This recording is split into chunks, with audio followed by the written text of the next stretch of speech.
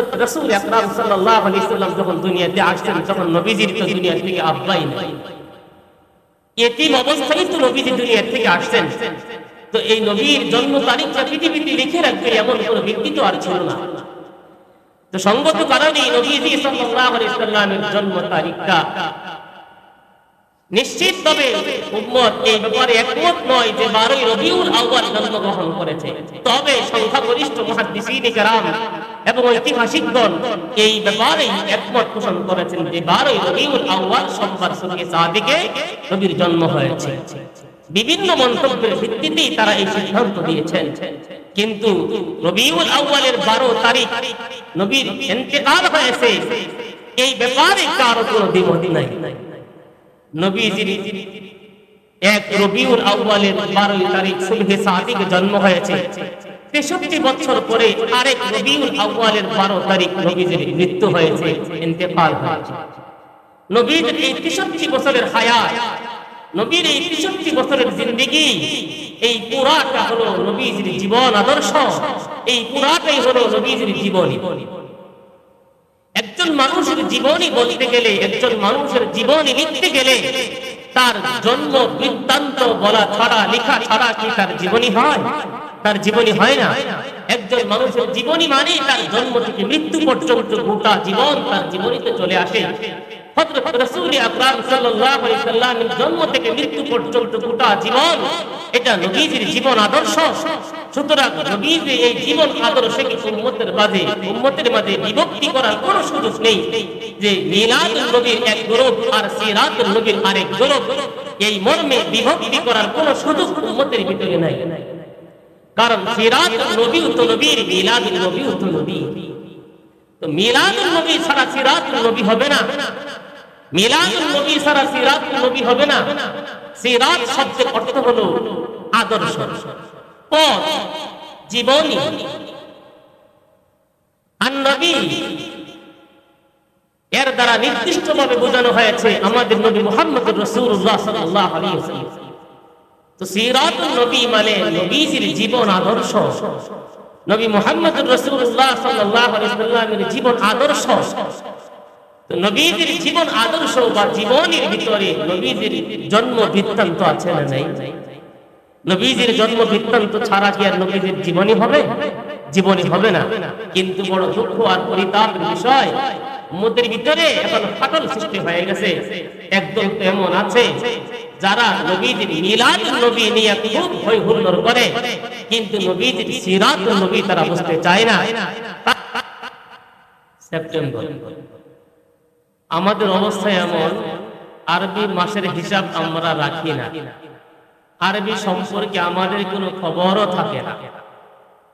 শুধু একটা মাসের খবর থাকে, সেটা হলো রমজান।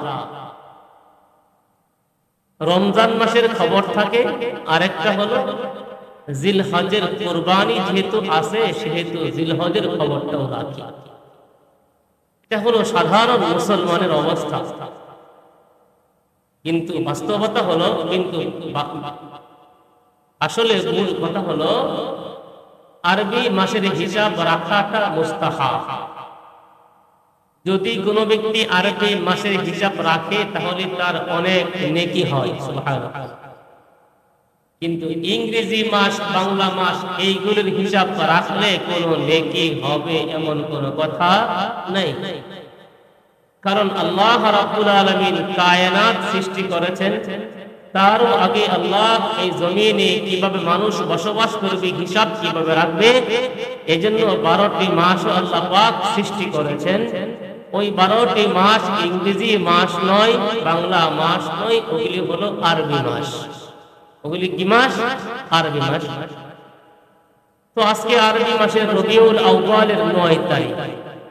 রবিউল আউয়াল মাস আমাদের কাছে অত্যন্ত তাৎপর্যপূর্ণ। এই মাসে হযরত রাসূল আকরাম সাল্লাল্লাহু আলাইহি ওয়াসাল্লামের আগমন হয়েছিল। আর এই মাসে হযরত রাসূল পাক সাল্লাল্লাহু আলাইহি ওয়াসাল্লামের ওফাত হয়েছে। নবীজির জন্ম রবিউল আউয়াল মাসে হয়েছে, নবীদের ইন্তেকাল রবিউল আউয়াল মাসে হয়েছে। ইন্তেকাল রবিউল আউয়ালের 12 তারিখ হয়েছে, এই মর্মে সকলেই ইত্তেফাক ঐক্যমত। নবীর ইন্তেকাল হয়েছে রবিউল আউয়াল মাসের 12 তারিখ সোমবার। রবিউল আউয়ালের 12 তারিখ সোমবার নবীজির ইন্তেকাল হয়েছে, এটা সকলেই একমত। রবিউল আউয়ালের 12 তারিখ নবীজির ইন্তেকাল হয়েছে, এটা সকলেই একমত। এই মতামতের ব্যাপারে কোনো পার্থক্য নেই, কোনো মতানৈক্য নেই। কিন্তু নবীজির জন্ম হয়েছে রবিউল আউয়ালের কত তারিখ, এটা নিয়ে যথেষ্ট ইখতিলাফ আর মতানৈক্য আছে। মুহাদ্দিসিন কেরাম, ঐতিহাসিকগণ এই মর্মে অনেকগুলি মন্তব্য করেছেন। কেউ তো বলেছেন রবিউল আউয়ালের 2 তারিখ নবীজির জন্ম হয়েছে, কেউ বলেছেন 6 তারিখ নবীজির জন্ম হয়েছে, কেউ বলেছেন 8 তারিখ, কেউ বলেছেন 12 তারিখ, কেউ বলেছেন 17 তারিখ। এমনকি এমন বক্তব্য আছে যে নবীজির জন্ম হয়েছে মাহে রমজান, রমজান মাসে 13 তারিখ। যদিও এই বক্তব্য একেবারেই দুর্বল, তবে মুহাদ্দিসিন কেরাম, ঐতিহাসিকগণ সকলেই এই মতামতের ভিত্তিতে সংখ্যাগরিষ্ঠ ঐতিহাসিকগণ একমত নবীজির জন্ম হয়েছে 12 রবিউল আউয়াল সোমবার সুবহে সাদিকের সময়। 12 রবিউল আউয়াল সুবহে সাদিকের সময় নবীজির জন্ম হয়েছে। এই যে বক্তব্য, এই বক্তব্যটা কিন্তু গোটা দুনিয়ার সমস্ত মুসলমান এই বক্তব্যের উপর একমত না। তবে সংখ্যাগরিষ্ঠ ঐতিহাসিকগণ, মুহাদ্দিসিন কেরাম এই মতটাকে প্রাধান্য দিয়েছে। তাহলে বোঝা গেল নবীজির মৃত্যু তারিখটা যেমন নিশ্চিত, নবীজির জন্ম তারিখটা উম্মতের কাছে তেমন নিশ্চিত না। যথেষ্ট কথা বলার সুযোগ এখানে আছে। তাহলে কারণটা কি এভাবে মতানৈক্য হওয়া? একটা জিনিস খুব ভালো খেয়াল করবেন, যখন একজন মানুষ দুনিয়াতে জন্মগ্রহণ করে তার ভবিষ্যৎ কি হবে একমাত্র জানেন আল্লাহ।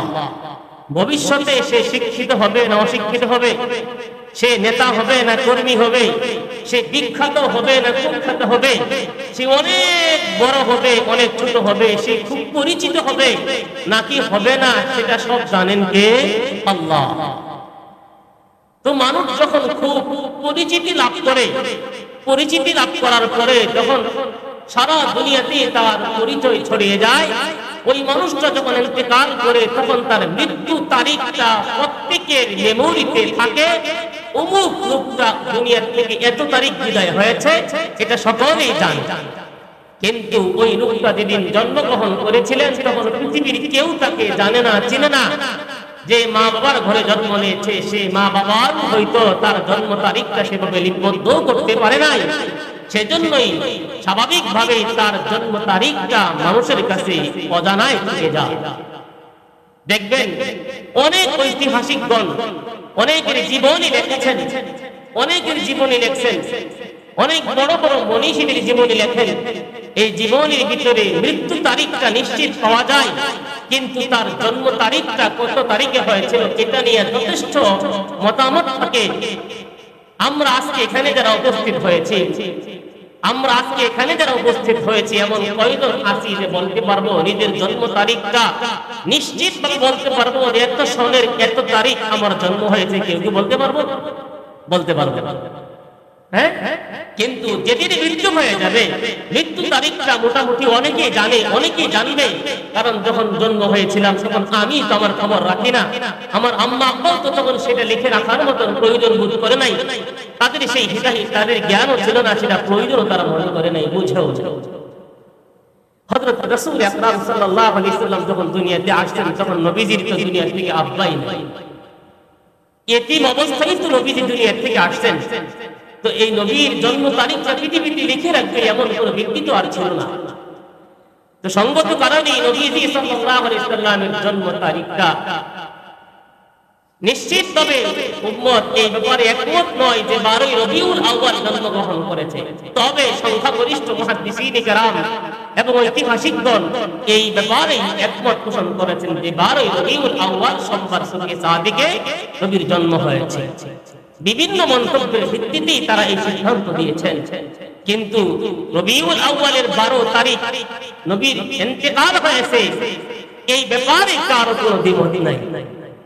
নবীজির এক রবিউল আউয়ালের 12 তারিখ সুবহে সাদিকে জন্ম হয়েছে। 63 বছর পরে আরেক রবিউল আউয়ালের 12 তারিখ নবীজির মৃত্যু হয়েছে, ইন্তেকাল হয়েছে। নবীর এই 63 বছরের হায়াত, নবীর এই 63 বছরের জিন্দেগি, এই পুরাটা হলো নবীজির জীবন আদর্শ, এই পুরাটাই হলো নবীজির জীবনী। একজন মানুষের জীবনী বলতে গেলে, একজন মানুষের জীবনী লিখতে গেলে তার জন্ম বৃত্তান্ত বলা ছাড়া, লেখা ছাড়া কি তার জীবনী হয়? তার জীবনী হয় না। একজন মানুষের জীবনী মানে তার জন্ম থেকে মৃত্যু পর্যন্ত গোটা জীবন তার জীবনীতে চলে আসে। হযরত রাসূল আকরাম সাল্লাল্লাহু আলাইহি সাল্লামের জন্ম থেকে মৃত্যু পর্যন্ত গোটা জীবন, এটা নবীজির জীবন আদর্শ।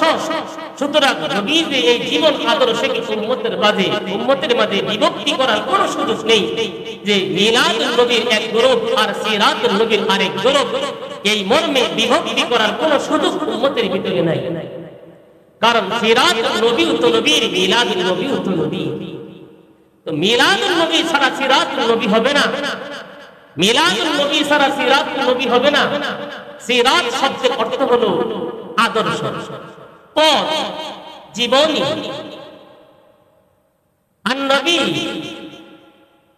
এর দ্বারা নির্দিষ্টভাবে বোঝানো হয়েছে আমাদের নবী মুহাম্মদুর রাসূলুল্লাহ সাল্লাল্লাহু আলাইহি ওয়াসাল্লাম। তো সিরাতুন নবী মানে নবীজির জীবন আদর্শ, নবী মুহাম্মদুর রাসূলুল্লাহ সাল্লাল্লাহু আলাইহি ওয়াসাল্লামের জীবন আদর্শ।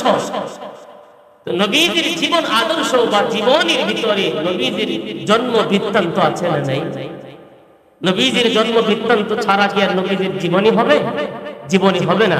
কিন্তু বড় দুঃখ আর পরিতাপের বিষয়, উম্মতের ভিতরে এখন ফাটল সৃষ্টি হয়ে গেছে। একদল তো এমন আছে যারা নবীজির মিলাদুন নবী নিয়ে খুব হই হুল্লোড় করে, কিন্তু নবীজির সিরাতুন নবী তারা বুঝতে চায় না।